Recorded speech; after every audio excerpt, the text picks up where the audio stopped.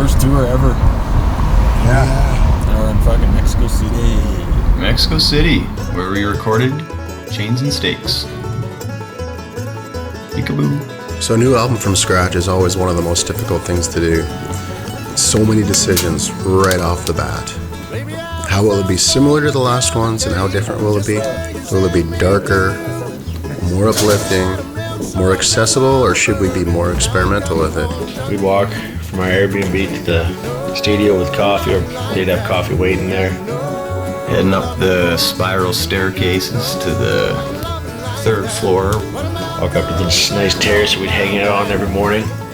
Kind of talk about some ideas before getting into the studio. It was a beautiful studio. I'd love to go back. It was our first time in Mexico City, so it was really nice to get out and explore a bit of the city. Mexico City was absolutely incredible.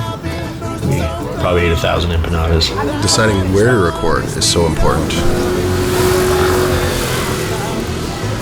Because that energy that is given by an environment seeps deep into the music. The culture in Mexico City to us seemed to be the perfect place.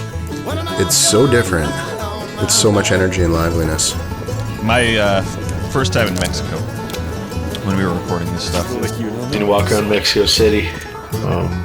We're in this ginormous place, but we're only really seeing a pocket of it.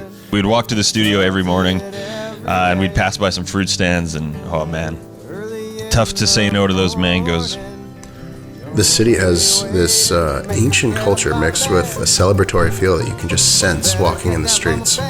And I fully believe that it came through in the writing and recording of this album. Here we are at the freshly squeezed juice stand. We were back in the studio here. It's enjoying a stogie while we're working on a song. It was nice. We went into this recording process with a couple songs ready to go, or for the most part ready to go. And we had other songs where we just had bits and pieces, so we had to really sit down and write some tunes together. Do you slide up on that one?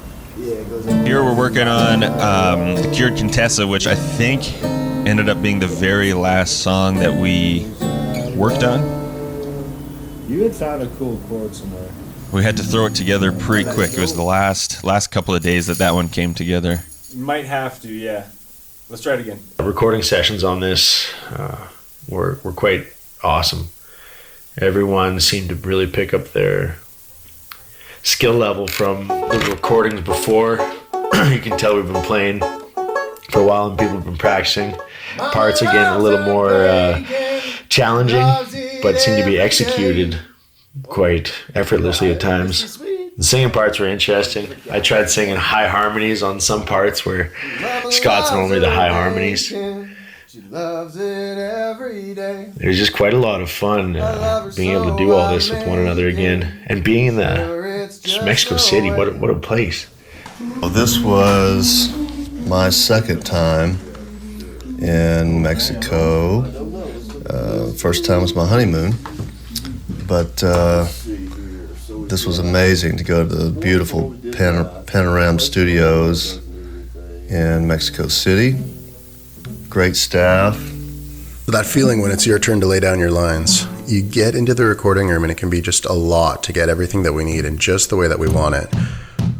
But then you hear the all good come from Jimmy into your headphones and it can just be this huge sense of relief. So happy to have Cody Simmons there, engineering. He worked on Sugar and Joy with us, and it was a big help for me and made my job a lot easier to have Cody there. I could just focus on co-producing with the band. And started jamming out Yours to Keep. Danny taking the vocal lead, which was excellent.